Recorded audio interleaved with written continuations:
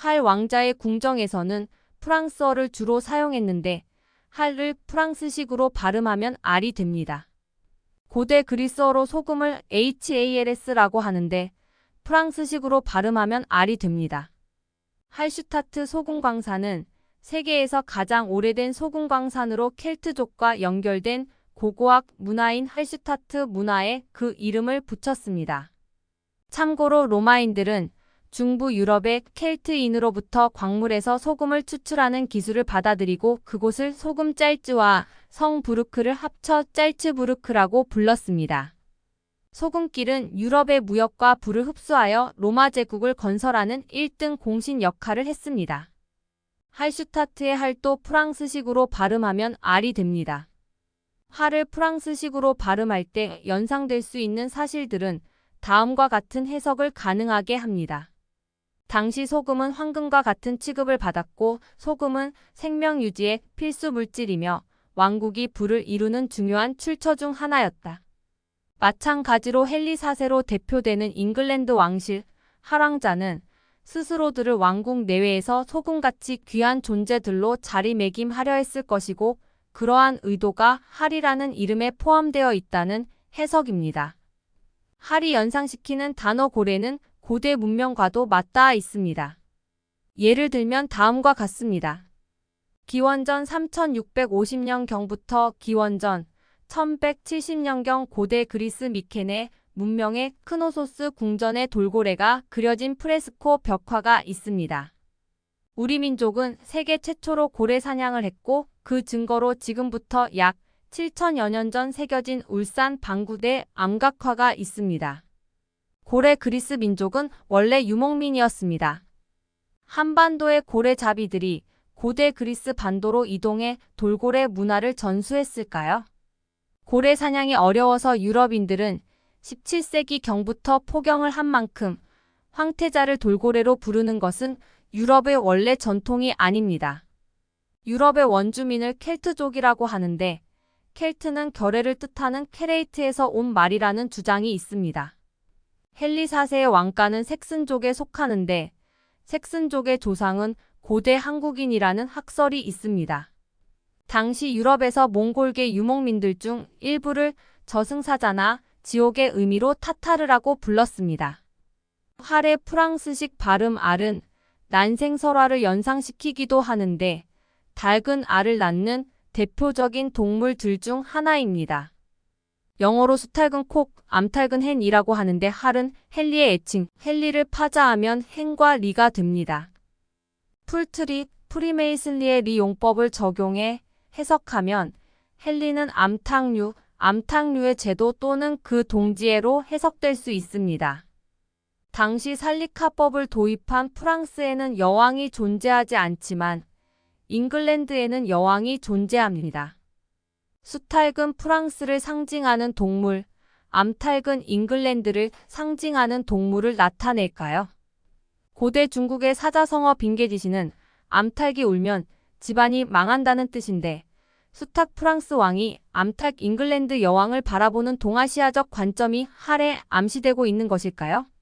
우리나라에서는 이름에 호격조사를 붙여 부르므로 알에 호격조사 알을 붙이면 아라가 되고 이것을 경상도식으로 강한 억양으로 부르면 알라 또는 얼라가 되며 이는 어린아이를 뜻합니다. 할은 그의 부왕의 입장에서 아이에 해당합니다. 한국어 아라를 명령의 뜻으로 빨리 발음하면 알라, 영어로 번역하면 노우 또는 you should know가 되는데 우리나라 사람들도 헨리 4세를 비롯한 잉글랜드의 사정에 대해 알아야 한다. 아는 것이 좋다는 셰익스피어의 권유가 암시되어 있다고 해석할 수 있을까요? 알라 발음을 알파벳으로 표기하면 이슬람교의 신 알라가 될 수 있습니다. 할의 발음이 불러일으킬 수 있는 연상의 범위는 알라에 이를까요? 셰익스피어가 동아시아의 난생설화나 경상도 사투리까지 감안해 할이라는 애칭을 폴스테프로 하여금 부르게 했는지 놀라울 따름입니다. 헬이라는 이름이 연상시키는 많은 내용들은 다음의 의문을 떠올릴 수 있습니다. 헨리 4세는 고대 한국인의 후손인가? 셰익스피어는 동서 고대 문명을 포괄하는 수많은 지식과 해석 가능성들을 고려하여 헨리 4세를 썼나? 헨리 4세로 대표되는 잉글랜드 왕실 또는 잉글랜드인 그들은 누구인가? 셰익스피어의 언어 유희의 주요 특징은 최소한의 단어로 최대한의 이미지들을 연상시켜 그 이미지들의 재구성을 통해 잉글랜드 헨리 4세의 동시대적 상황과 고대부터 헨리 4세대에 이르는 통사적인 상황을 동시에 설명하는 극도의 효율성, 극도의 경제성이라고 할 수 있습니다. 텍스트 해석과 연출 감독의 관계에 있어서는 다음의 두 가지가 핵심이라고 할 수 있습니다. 첫째, 무대나 스크린의 구성 요소들은 텍스트를 구성하는 언어, 단어, 느낌, 이미지, 사실관계, 암시하는 내용 등의 개성적인 재배치인 경우가 많다. 둘째, 작품에 대한 연출가나 감독의 해석에 따라 무대나 스크린의 표현이 달라지므로 연출, 감독의 개성은 해석의 개성과 비례하는 측면이 크다는 것입니다. 때문에 작품 해석이 연출, 감독에 선행합니다. 화면 좌측에서 과거 유럽에서 공연되었다고 하는 셰익스피어 헨리 4세의 무대 스케치를 보면 실내, 의자, 테이블, 왕의 초상화가 있고 무대 위 인물들은 자기 일을 하거나 다른 사람을 바라보고 있습니다. 무대 위의 실내가 왕궁보다는 평민의 실내에 가깝다는 점에서 연출가는 헨리 4세의 이슈를 왕실보다는 평민 가정사로 인식하고 있고 무대 위의 인물들에서 긴장감이 느껴지지 않는다는 점에서 연출가는 지배자 헨리 4세의 이슈에 피지배층의 무관심함을 표현했다고 해석할 수 있습니다. 화면 우측은 우리나라의 한 극단이 공연한 셰익스피어 헨리 4세 무대 스케치인데 잉글랜드의 역사적 군주 헨리 4세라는 개체성이 제거된 무대라고 할 수 있습니다.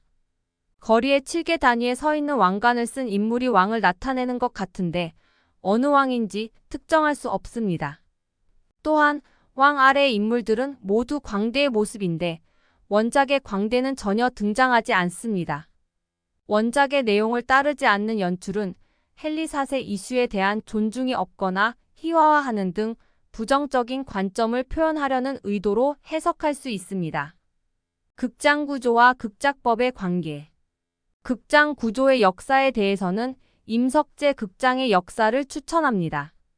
극장 구조가 이야기를 낳는가 아니면 이야기가 극장 구조를 형성하는가 하는 의문에 있어 극장 구조가 이야기를 만들어낸다면 수많은 극장을 보면서 많은 사람들이 많은 이야기를 창작해냈겠지만 현실은 전혀 그렇지 않기 때문에 이야기가 극장 구조를 형성한다고 보는 것이 더 타당할 것입니다. 극장 구조가 극작법을 결정하는가 아니면 극작법이 극장 구조를 결정하는가? 라는 의문에 있어서는 어떤 이야기든 극장 구조에 맞춰 펼쳐질 수 있고 마당극처럼 극장이 없어도 이야기는 공연될 수 있으므로 극장 구조는 극작법을 결정하지 않고 소설, 시, 연극, 영화, 춤, 음악 등 장르별 특징을 고려해 극장 구조를 설계하므로 극작법이 극장 구조를 결정하는 편이라고 생각합니다. 저서나 논문 등 극작법 텍스트에서 극장에 대해 자주 다루는데 그 이유는 극장이라는 결과에 이르는 많은 원인들을 추적함으로써 많은 것을 알게 되고 영감을 얻을 수 있기 때문일 것입니다. 극작법을 학습하면 이야기를 창작할 수 있을까요? 개인적인 견해로는 없다입니다. 다른 사람들의 작품을 참고하는 것이 사실상 유일한 요령이라고 생각합니다. 창작법 학습으로 쉽게 창작할 수 있다면 모차르트나 베토벤의 제자들 중 걸출한 작곡가들이 무수히 출연했을 것입니다. 고 황병기 교수도 작곡법을 제자에게 전수해 창작하게 할 수 없었다고 답변하였습니다. 음악은 어려서부터 해야 합니다. 그리고 천부적인 소질도 있어야 하겠지요. 특히 작곡은 배우고 가르치는 게 거의 불가능한 것 같습니다. 연주는 가르칠 수 있지만 창작은 불가능하다고 생각합니다. 그래서 저는 작곡 제자가 없습니다. 가령 선생과 제자 또는 친구끼리 앉아서 작품에 대한 얘기를 하잖아요. 작품이 어쩌고 저쩌고 그러냐고 하면서 들으면서 그 선배나 선생님한테 듣는 것에서 끝나면 창작이 안 나옵니다. 선생하고 얘기하면서 그 제자가 딴 궁리를 해야 해요. 전혀 딴 궁리를. 비밀리에 그 정도 능력이 있는 사람이라야 창작을 하지 선생한테 배운 것을 그냥 써먹으려면 어렵지 않을까? 꼭 음악뿐이 아니라 시를 쓰든 소설을 쓰든 그림을 그리든 창작이라는 건 참 가르치고 배우기 어려운 뭔가가 있어요. 가령 우리나라의 이중섭 씨 같은 양반도 어디서 배워서 그렇게 그림을 그렸습니까? 다른 것도 마찬가지죠. 시인으로 서정주 씨나 김소월 씨나 어느 학교 문예창작과에서 배워가지고 하는 것 같지는 않거든요. 문예창작과 같은 데 가면 어느 정도의 테크닉은 배우겠지만 그 테크닉에 머무르는 수준으로는 창작이 안 된다는 게 제 생각입니다. 그래도 이야기 창작을 잘할 수 있게 희망을 달라고 하신다면 곽재식 항상 앞부분만 쓰다가 그만두는 당신을 위한 어떻게든 글쓰기를 추천합니다. 셰익스피어의 경우에서도 확인할 수 있듯이 사용된 작법은 특별하지 않아도 내용이 좋으면 시대를 불문하고 성공합니다. 공모전에도 시놉시스와 트리트먼트를 제출하듯 스토리가 확정된 후 극작법 등 테크닉을 적용하므로 희곡이나 시나리오 창작의 시작은 줄거리 창작입니다. 극작법의 관심은 작품을 어떻게 창작할 것인가가 아니라 작품을 어떻게 표현할 것인가에 치우쳐 있습니다. 극작법은 이야기를 효과적으로 전달하기 위한 수단이므로 좋은 줄거리를 먼저 마련하는 것이 핵심입니다. 때문에 극작법 텍스트에 스토리 관련 내용이 많습니다.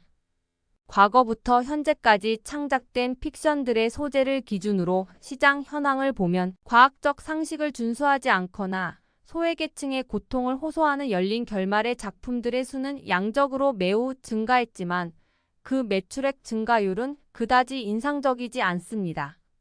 한편 댄 브라운의 다빈치 코드가 흥행에서 대성공을 했고 역사를 기반으로 한 픽션들이 계속 시도되고 있다는 점에서 역사, 고고학, 우주과학 등 전문 분야 리서치를 기반으로 하는 작품들의 성공률이 높다고 생각됩니다.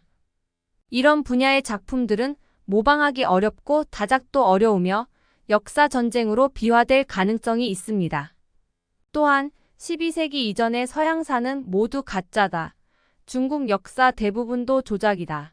조선 왕조실록도 위작이다 등 공인된 내용에 이의를 제기하거나 부정하는 내용이 많아 논란을 자초하는 측면도 있습니다.